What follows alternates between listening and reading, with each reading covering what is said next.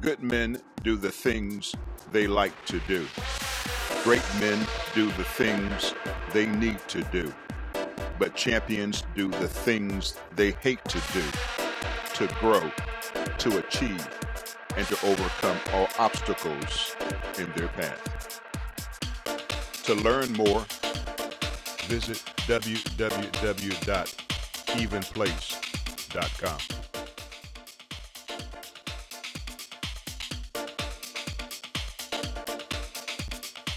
We want to appreciate each one of you being here today. Today, we're going to continue a series that we entitled Wisdom for Wealth, Wisdom for Wealth. And this will be I believe, the third part of the series entitled Wisdom for Wealth. Our basic foundational concept is wisdom is the principal thing, and all our get an understanding. So wisdom is the main thing, it's the principal thing, it's the highest thing, it's our best thing. And then when it says in all you're getting, get understanding, it says duplicate, replicate.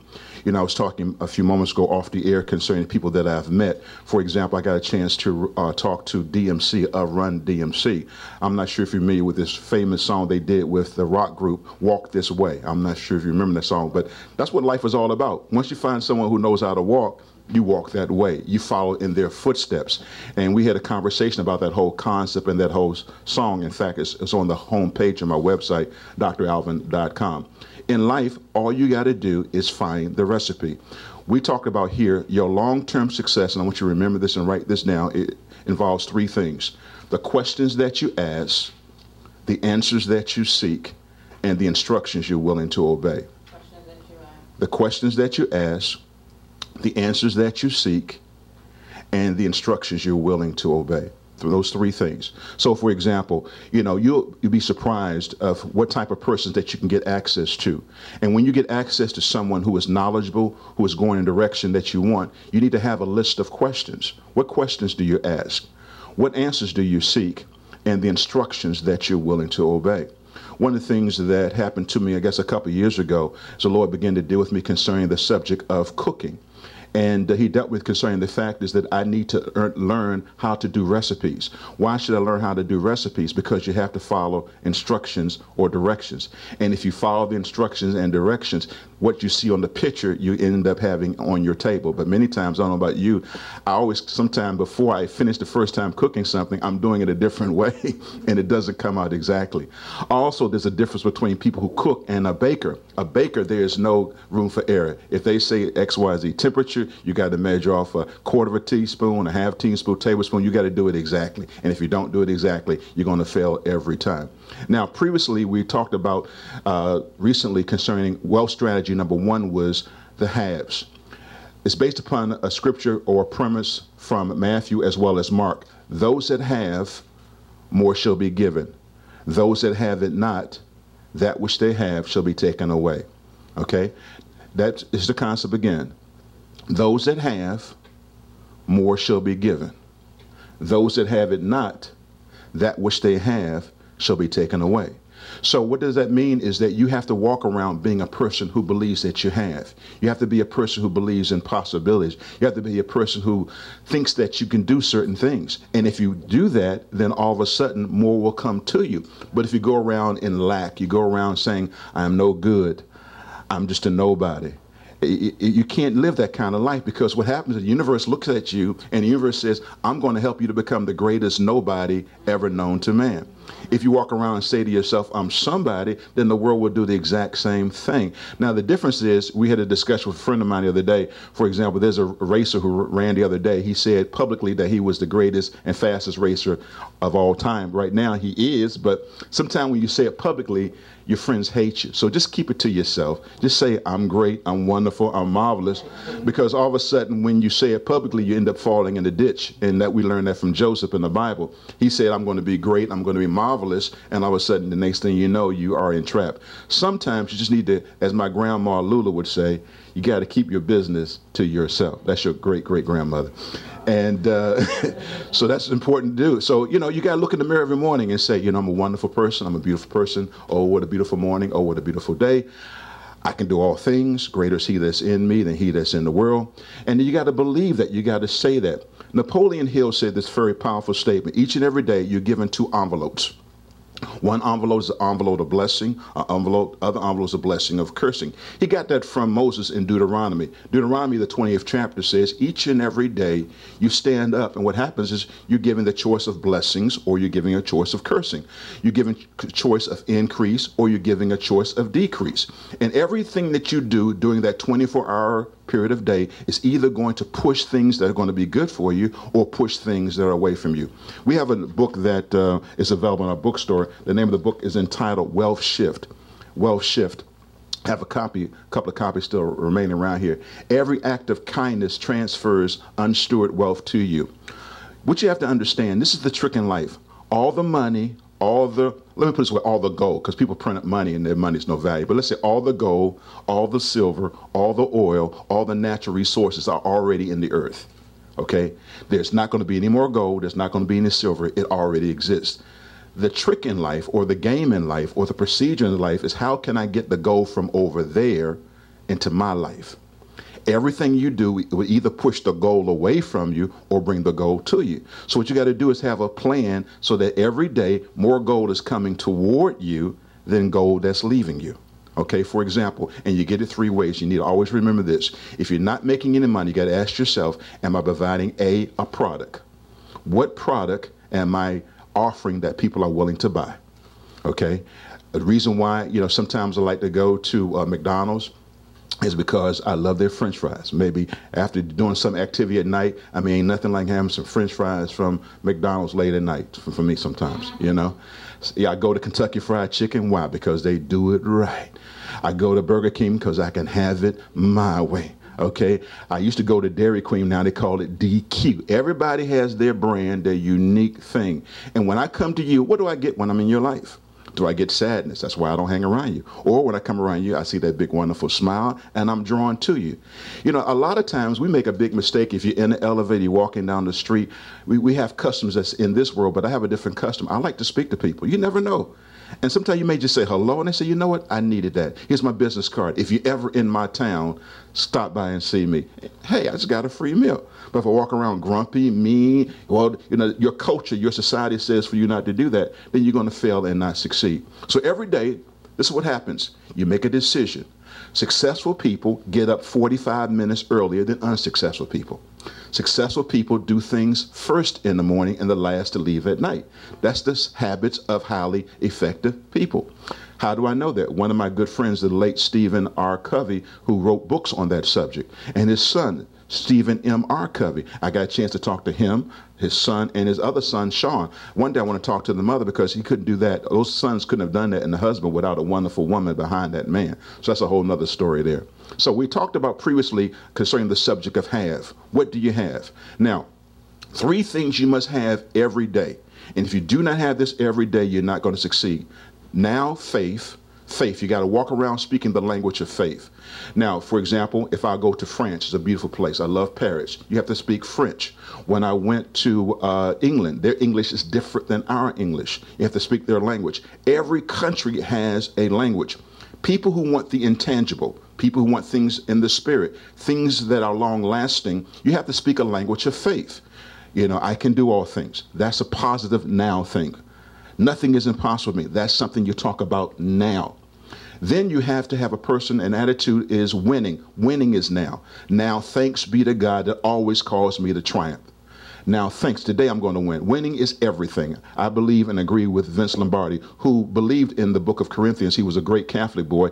Maybe sometimes his language a little salty per se, but he did believe in the things of Jesus Christ.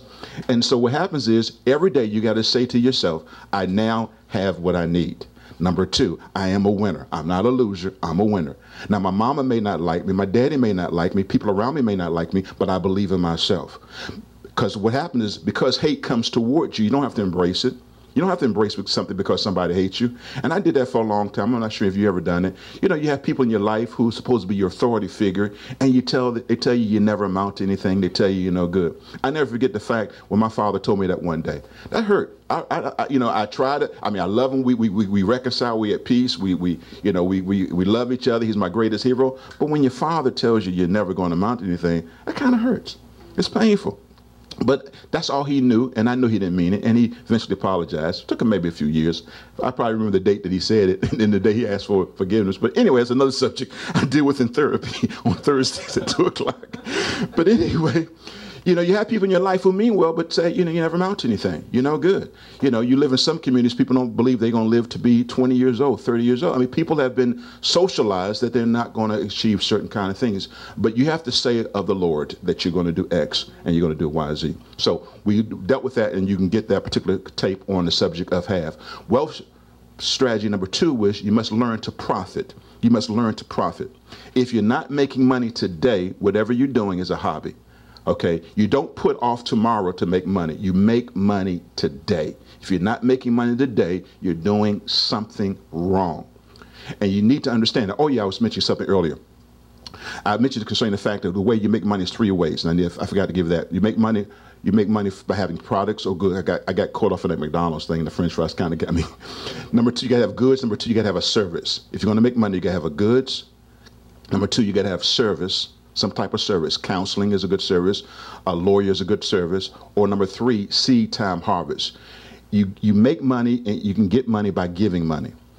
Rich people call it being philanthropy. Church folk call it tithing. But the bottom line is, every time you get $1, 10% belongs back to the earth. 10% goes back. You got to give 10% back in, because every time you give 10% back, you say, I want a future. When you keep the 10%, you're saying, I don't want a future. When you keep the 10%, you don't believe in the miraculous. When you keep the 10%, you don't believe in miracles. But when you give the 10%, 3 things happen. Windows of heaven open, extraordinary favor, and the ground you walk upon is blessed. It's amazing. In a split second, someone can come into your life and change your life in a very, very positive way. And a lot of times we only think about it, you know, I'm going to look across the room and meet a person I'm going to fall in love with, but also the person across the room can give you money. Same principle. But you want the windows of heaven to open, you want extraordinary favor, and the ground you walk upon to be blessed. Now, profit is not optional. And you got to understand that people who make money don't see profit as an option. Profit is the main line of a business. And we gave this illustration last week. What happened was, for example, let's say, for example, this is a book here. This book cost me $1 to print. Just using an example, but this is not the true case. But let's say this book cost me $1 to print. Okay, I have to have 100% profit. You need to write that down. You never do anything in life less than 100% profit. You should do more than that, but no less than 100% profit. So, for example, is this. This book costs you $1. Okay, I'm going to charge $2 because now I have 100% profit. Okay, but let's say, for example, I'm selling my book for $2, but the guy over here is selling his book for $1.50. And so if you go to the wrong school, the school of cursing, the school of ignorance, they say, well, you got to charge $1.50 because he's charging $1.50. Hamburger, no. I just cussed. I'm sorry. Hamburger, no. If this book costs you $2, what you got to do is 3 other things. You got to have better quality, better service, or better method of delivery. For example, when I go to Nordstrom's, it's different kind of store. People there understand service. They understand quality. When I go to Neatness Markup or Neiman Marcus for some of you, or Saks Fifth Avenue, there's a different quality of service. So if my price is more than the competition, I got to give better quality. If my price is bigger than someone else, I got to give better service. Zappos, I talked to the owner of Zappos. They provide very good service, especially they start off by doing shoes. And number 3, for example, I got to provide better method of delivery. You remember there was pizzas. Then all of a sudden Domino's came out and they said, we're going to deliver that pizza to your house. Okay? So if you want to be able to have a profit, this book costs $1, mandatory 100% profit. Because if you don't do that, you won't make any money. And also, there's a person who you have as a silent partner in the federal government. They take 50% of whatever you make. I don't care if it's Republican, Democrat, black or white, red, green, or whatever. You just got to budget for it. Don't take it personally. I don't care who's in office. They want half of your money. Also, it's interesting. I had a story the other day. A little boy, it was a cartoon. You'll like this, Kevin. A little boy came to his father in this cartoon. And he said to his father, he said, Father, he said, what? Father, he said, what? He says, I want to become a gangster. And the father says, is that going to be the federal government or the private sector? I thought that was pretty good. You know, and the government are gangsters. If you don't understand that and mature to that point, it ain't not, what happened when they find money, they want a piece of it. It's just that simple. The other day, you know, I'm doing some remodeling here at the home here. I want to be able to get a new stove, and I'm going to get a new stove. And then I talked to them. We worked on the price part. Then I worked on delivery and whatever. Then I found out I got to pay $325 because I got to have someone that the people in Maryland, Virginia, and D.C. got together and said, when we install in your house, there used to be the delivery man would deliver the appliance, and the delivery person for $25 would remove the other equipment and for $25 install the new one. No more. The unions got together and said, hey, and the government got together and said, you got to have a permit. What's the purpose of a permit? Because they want to be able to have a fancy way to say, we want our cut. So now, opposed to me paying $50 to have someone to bring that stove into my house, I got to now pay $325 just because everybody wants a piece of the action. Think about this. The government wants your money every time you spend money. They do not encourage you not to have a credit card. I don't have any more credit cards. Don't need a credit card. Don't want a credit card. I don't have to have a credit card because I understand the concept. If I have a credit card, that means I spend money. That means the credit card get interest. That means the government get their cut because every time I spend $1, they get 6%. When I walked into Home Depot, I said, what's the tax here? 6%. So every time I spend $1, they get their cut for doing nothing. I mean, that's a good hustle. And what they do, they encourage you, tax-free day. Oh, you're thinking tax-free day or whatever. They're just thinking about and trying to get you to spend money. Every dollar you make right now, half of it, and they don't wait for you to give it to the end of the year. They take it out because they don't trust you. That's a gangster move. Now, man, be kind of harsh, and hopefully none of you are politicians, and you may not come back. But that's the reality. That's the reality. You find money, you take it. I don't take it personally. Because one thing we talked about last week is the fact is that it's non-emotional. I mean, they need their money. And so what I would do is this. I always recommend this. And I learned this from, there's an individual in this town. His name is Mr. Peoples. He's a multimillionaire. He's building a $1 billion project in Las Vegas. He happened to be African-American.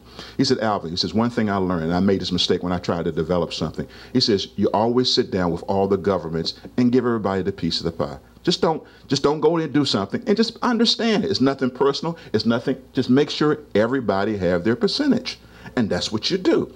That way, the government can provide you your needed services, you needed products, or whatever the case may be, and also you can be able to get what you need and have done. So that is based upon Isaiah, the 48th chapter, verse 17. You need to write that down. I am the Lord thy God, which teacheth thee to profit. Profit is a God thing. Isaiah 48, verse 17. It's not a man-made concept, it's a God concept. Most people, though, have a problem with the word profit because they think profit means being greedy. Some people think having a profit means taking advantage of someone. That's not what we're talking about. It's the normal course of life. Now, last week we gave you a working definition for profit, and I'm going to want you to write this down. Profit means to replenish. If you look in Genesis, the first chapter, the first thing that God says, I want you to replenish the earth. You think about the word re. Re always talks about you lost something. Restore, reframe, redo. It's all about something that has been lost in your life. So the first thing you realize is that you have to replenish yourself. And so that's the benefit of profit. The next thing, another definition for profit, is benefit. Everything you do, every relationship must benefit you. If it doesn't benefit you, why are you in that relationship? You know, if you come here and there's no benefit to you, I don't want you to be here because I want you to go, as Oprah would say, to your destiny, to be somewhere that benefits you. Okay? Number 3, do you advance? Okay? Every relationship is all about advancement.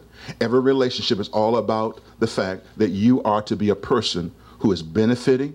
Number 2, and also replenish. So why should I profit? To replenish, to benefit, and also to advance. If you're not doing those 3 things, it's a loss. I have this expression. You need to also remember this and write this down. There are 4 things that happen in every relationship. It's either going to be a plus, a minus, a subtraction, or a divide. Every relationship. And you need to do the math. Hello, Bob. Hello, Sally. After 5 minutes, is this a plus or a minus? Or a subtraction or divide? If it's a plus, stay in the relationship. If it's minus, get out of it. Run as quickly as you can.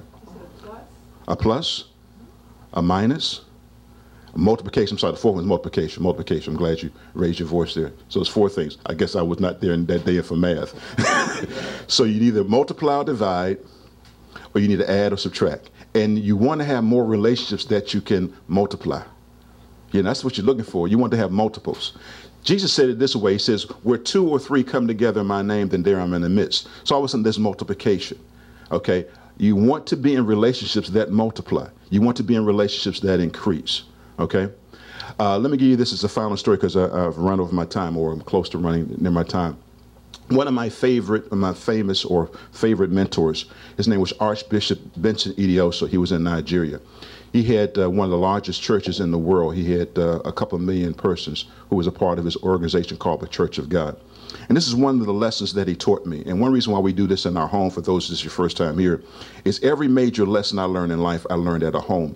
And I've been very fortunate to be mentored by some extraordinary people. And they normally just took me to their house. When I was in college, for example, the dean of my school, I lived in his basement. And because of me living in the dean's basement, he was able to get me my grad school for free. You know, the power of being in that positive multiplication relationship. A lot of times you got to take the chance, and sometimes you know, unfortunately with people, you get burned and you get hurt, and sometimes we back off, but you can't do that. Archbishop Benson Idiosa said, Alvin, and this is, if there's not one thing I want you to get from being here today, is this. He said, Alvin, and what he would do all the time, Kevin, I need to start doing this to you since you say I'm mentoring you. I need to start grabbing your ear. He would say, are you listening? Are you listening? And he would grab my ear, and I said, I'm listening, I'm listening. He would grab my ear. He says, hey, listen. He says, Alvin, I want you to remember this. And I remember this one concept he said today. He says, Alvin, the mistake you're making in your life is that you pour out too much and you don't have somebody who gives back to you. Okay? That's the mistake most people make in trying to be nice to people. You can't give more than you get back.